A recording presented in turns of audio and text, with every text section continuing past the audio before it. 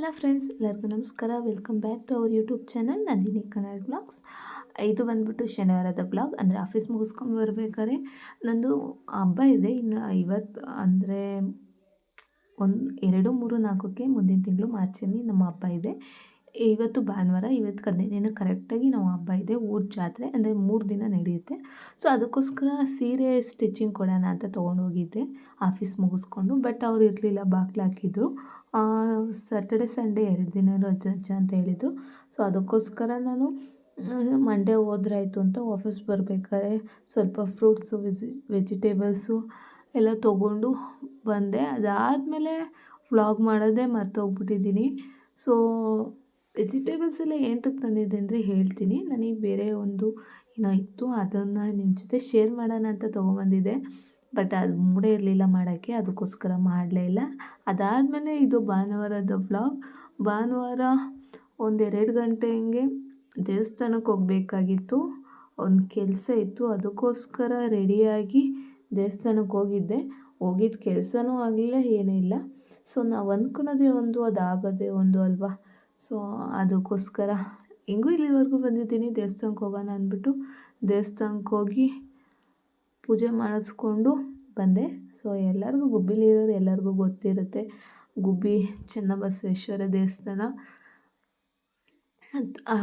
ದೇವಸ್ಥಾನಕ್ಕೆ ಹೋದಾಗ ಮಾತ್ರ ಮನಸ್ಸು ಮಾತ್ರ ಕಾಮಾಗಿರುತ್ತೆ, ಏನು ಚಿಂತೆ ಇರೋದಿಲ್ಲ, ಫುಲ್ಲು ನೆಮ್ಮದಿಯಾಗಿರುತ್ತೆ. ನಾನು ಅಲ್ಲಿ ಎಷ್ಟೊತ್ತಿದ್ದೆ ಅಂದರೆ ತುಂಬ ಹೊತ್ತಿದ್ದೆ. ಮನಸ್ಸೊಂಥರ ಪ್ರಶಾಂತವಾಗಿತ್ತು, ಯಾವುದೇ ಟೆನ್ಷನ್ ಇಲ್ದಲೆ ಆರಾಮಾಗಿರ್ಬೋದು. ತುಂಬ ಹೊತ್ತು ಅಲ್ಲೇ ಇದೆ ಅಂತಲೇ ಹೇಳ್ಬೋದು. ಏನಕ್ಕೆ ಬಂದಿದ್ದೆ ಅಂದರೆ ಒಂದು ಸ್ವಲ್ಪ ಕೆಲಸ ಇತ್ತು. ಆ್ಯಂಡ್ ನಮ್ಮ ಆಫೀಸವ್ರದ್ದು ಒಬ್ರದ್ದು ಮದುವೆ ಫಿಕ್ಸ್ ಆಗಿದೆ. ಅವರು ಆಫೀಸನ್ನು ಅಂದರೆ ರಿಸೈನ್ ಮಾಡಿದ್ದಾರೆ. ಸೊ ಅವ್ರದ್ದು ಒಂದು ಫಂಕ್ಷನ್ ಇತ್ತು, ಅದಕ್ಕೋಸ್ಕರ ಬಂದಿದ್ದೆ. ಅವರಿನ್ನೂ ಬರೋದು ಲೇಟಾಗಿತ್ತು, ಅದಕ್ಕೆ ದೇವಸ್ಥಾನಕ್ಕೆ ಬಂದೆ. ಆ್ಯಂಡ್ ಇನ್ನೊಂದು ಕೆಲಸನೂ ಇತ್ತು, ಅದಕ್ಕೋಸ್ಕರನೂ ಬಂದಿದ್ದೆ.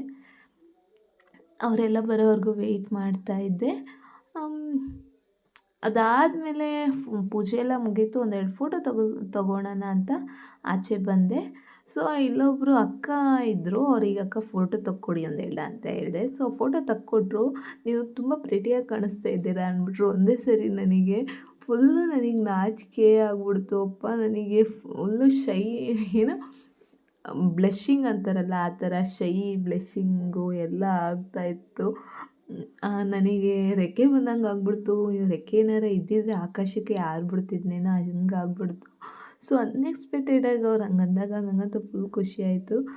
ಥ್ಯಾಂಕ್ ಯು ಅಕ್ಕ ಅಂತ ಹೇಳಿದೆ. ಅವ್ರು ಸ್ವಲ್ಪ ಅರ್ಜೆಂಟಲ್ಲಿದ್ದರು, ನನ್ನ ಹಸ್ಬೆಂಡ್ ವೆಯ್ಟ್ ಮಾಡ್ತಿದ್ದಾರೆ ಅಂತ ಹೋಗ್ಬಿಟ್ರು.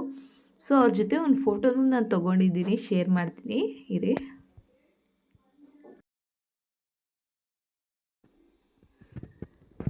ಇದೇ ಅವ್ರ ಫೋಟೋ. ತುಂಬ ಚೆನ್ನಾಗಿ ಮಾತಾಡ್ಸಿದ್ರು. ಅವ್ರು ಹೋದ್ಮೇಲೆ ಒಂದು ಸ್ವಲ್ಪ ಹೊತ್ತು ಕುತ್ಕೊಂಡು ಒಂದು ಪ್ರದಕ್ಷಿಣೆ ಹಾಕೋಣ ಅಂತ ದೇವಸ್ಥಾನದ ಪ್ರದಕ್ಷಿಣೆ ಎಲ್ಲ ಆಗ್ತಾಯಿದ್ದೆ.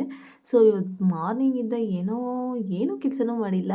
ಫುಲ್ಲು ಲೇಝಿ ಫೀಲ್ ಆಗ್ತಿತ್ತು, ಸುಸ್ತು ಬೇರೆ ಆಗ್ತಿತ್ತು. ಅಪ್ಪನ ಹತ್ರ ಎಳ್ನೀರು ಕೀಳ್ಸ್ಕೊಂಡು ಕುಡಿದು, ತಿಂಡಿನೂ ತಿನ್ನೋಕ್ಕಾಗಲಿಲ್ಲ, ಏನೋ ಒಂಥರ ಅನ್ನಿಸ್ತಿತ್ತು. ಎಳ್ನೀರು ಇಳಿಸ್ಕೊಂಡು ಕುಡ್ದಾದ್ಮೇಲೆ ಒಂದು ಸ್ವಲ್ಪ ಬೆಟರ್ ಫೀಲ್ ಆಯಿತು.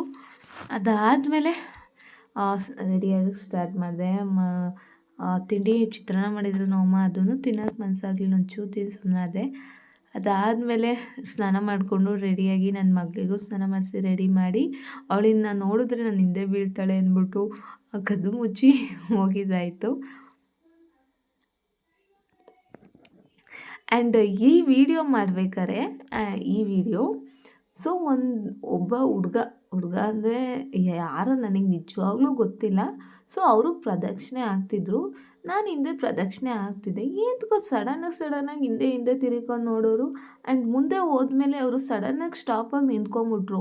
ನಾನು ಇದೇನಪ್ಪ ಇವ್ರು ಹಿಂಗೆ ನಿಂತ್ಕೊಂಡು ನೋಡ್ತವ್ರೆ, ನನಗೆ ಒಂಥರ ಅನಿಸ್ತಿತ್ತು. ಯಾರಾದ್ರೂ ನಮ್ಮನ್ನು ನೋಡ್ತಿದ್ರೆ ನಮ್ಗೊಂಥರ ಫೀಲ್ ಆಗುತ್ತೆ. ಏನಕ್ಕೆ ನಾವೇನಾರು ಅಷ್ಟು ಕೆಟ್ಟದಾಗಿ ಕಾಣಿಸ್ತಿದ್ದೀವ ಅಂತ ಏನಾದ್ರು ಫೀಲ್ ಆಗ್ತಿರೋದು. ನಂಗೆ ಭಯನೂ ಆಗೋಯ್ತು. ದೇವಸ್ಥಾನದಲ್ಲಿ ಅಷ್ಟು ಜನನೂ ಇರಲಿಲ್ಲ. ಆ ಅಣ್ಣ ದೇವಸ್ಥಾನದ ಹಿಂದೆ ಇದ್ದಾಗ ಅವ್ರು ಮಾತ್ರ ನಾನು ಇಬ್ಬರೇ ಇದ್ದಿದ್ದು, ಭಯನೂ ಆಗೋಯಿತು. ಸೊ ಅದಕ್ಕೆ ವೀಡಿಯೋ ಯಾವುದಕ್ಕೂ ಇರಲಿ ಅಂದ್ಬಿಟ್ಟು ವೀಡಿಯೋ ಆನ್ ಮಾಡ್ಕೊಂಡಿದ್ದೆ. ಅದಾದಮೇಲೆ ಒಂದು ಸ್ವಲ್ಪ ಹೊತ್ತು ಕೂತ್ಕೊಂಡು ಆ ದೇವಸ್ಥಾನದಿಂದ ಆಚೆ ಬಂದು ನಡ್ಕೊಂಡು ಹೋಗ್ತಾಯಿದ್ದೆ ಬಸ್ ಸ್ಟ್ಯಾಂಡ್ಗೆ ಹೋಗ್ಬೇಕಾದ್ರೆ ಯಾಕೋ ಬಿರಿಯಾನಿ ತಿನ್ನಂಗಾಯಿತು. ಬಿರಿಯಾನಿ ಮತ್ತು ಕಬಾಬ್ ತೊಗೊಂಡು ಹೋಗಿ ಬಸ್ ಹತ್ಕೊಂಡು ಕೂತ್ಕೊಂಡೆ. ಅಲ್ಲಿಂದ ದೇವಸ್ಥಾನದಿಂದ ಬಸ್ ಸ್ಟ್ಯಾಂಡಿಗೆ ನಡ್ಕೊಂಬರೋಕ್ಕೆ ಫುಲ್ ಸುಸ್ತಾಗ್ಬಿಟ್ಟಿದೆ. ಅದಕ್ಕೆ ಒಂದು ಜ್ಯೂಸ್ ತೊಗೊಂಡು ಕುಡ್ಕೊಂಡು ಕೂತ್ಕೊಂಡಿದ್ದೆ. ಫುಲ್ ಎಷ್ಟು ಸುಸ್ತಾಯಿತು ಅಂದರೆ ಗಂಟಲೆಲ್ಲ ಒಣಗ್ದಂಗೆ ಆಗ್ತಿತ್ತು, ಹಂಗಾಗ್ಬಿಟ್ಟಿತ್ತು. ಬಸ್ ಎಷ್ಟೊತ್ತಾದರೂ ಓಡಲೇ ಇಲ್ಲ. ಏಕೆಂದರೆ ಸಂಡೇ ಟೈಮು ಕಾಲೇಜು ಸ್ಕೂಲ್ ಯಾವುದೂ ಇರಲ್ವಲ್ಲ, ರಜೆ ಇರುತ್ತಲ್ವ, ಅದಕ್ಕೆ ಬಸ್ಸು ಅಷ್ಟು ಇರೋದಿಲ್ಲ. ಸೊ ಲೇಟಾಗೇ ಹೊರಟು. ಅದಾದಮೇಲೆ ಬಂದು ನಮ್ಮ ಗೇಟಲ್ಲಿ ಇಳ್ಕೊಂಡು ಅಲ್ಲಿಂದ ನಾವು ನಡ್ಕೊಂಡು ಹೋಗಬೇಕು. ಬಿಸಿಲು ಬೇರೆ ತುಂಬ ಇತ್ತು. ನನ್ನ ಫೇಸ್ ಯಾಕೋ ಫುಲ್ಲು ಶೈ ಆಗ್ತಾಯಿತ್ತು. ಏಕೆ ಅಂದರೆ ನಾನು ಪ್ಲಮ್ ಅವ್ರದ್ದು ಮಾಯ್ಶ್ಚರೈಸರ್ ಯೂಸ್ ಮಾಡಿದ್ದೆ. ಸೊ ಅದಾದಮೇಲೆ ಮನೆಗೆ ಬಂದು ನನ್ನ ಮಗಳಿಗೆ ಒಂದು ಸ್ವಲ್ಪ ಬಿರಿಯಾನಿ ಮತ್ತು ಕಬಾಬ್ ಹಾಕ್ಕೊಟ್ಟು ನಾನು ಹಾಕ್ಕೊಂಡು ತಿಂತಾ ಇದ್ದೆ. ಫುಲ್ ಹೊಟ್ಟೆ ಹಸ್ಬಿಟ್ಟಿತ್ತು ಅಂದ್ಬಿಟ್ಟು.